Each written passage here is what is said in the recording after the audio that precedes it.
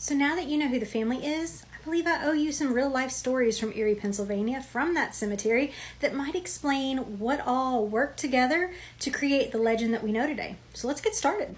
So a big part of that legend is that the door has to be locked, and it has to be locked to keep that vampire in. Well, there's a real life reason for that. And the real life reason for that is that we've got grave robbers running rampant in that cemetery in the 1890s and early 1900s. In 1891, A.T. Stewart's mausoleum was broken into, and they actually stole the body and held it for ransom.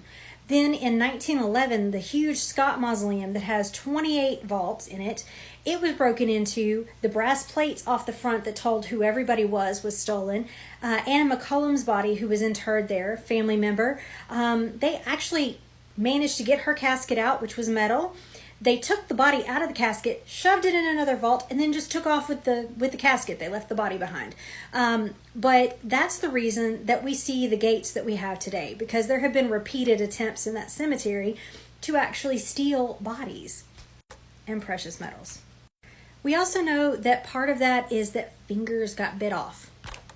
Well, y'all, that comes from a really tragic tale of George Heidecker, and he actually lived in a neighboring town, and he died unexpectedly from a heart attack. They waited 4 days to bury him, and in those 4 days, they weren't able to get a cemetery spot that fast.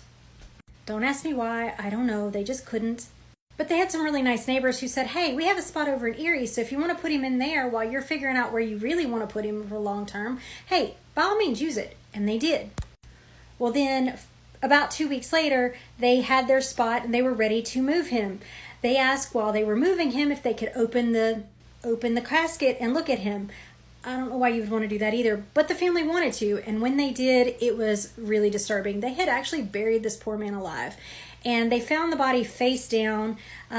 He had bitten off some of his fingers, or parts of his fingers. He had actually scratched at the casket, and so Mr. Heidecker, he just died a gruesome death. Poor thing.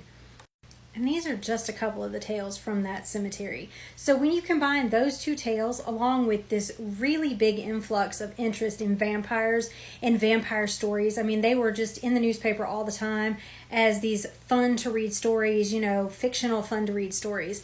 When you combine all that together, we're going to end up with somebody coming up with just a tall tale about a mausoleum. And what better mausoleum than the Brown Mausoleum, because they're not there anymore to defend it. And folks tend to forget about other folks after a period of time. I mean, hello, that's one of the reasons we tell these stories, or I tell these stories. But anyways, I hope that kind of makes sense to you guys and gives you guys some background on that cemetery and that mausoleum.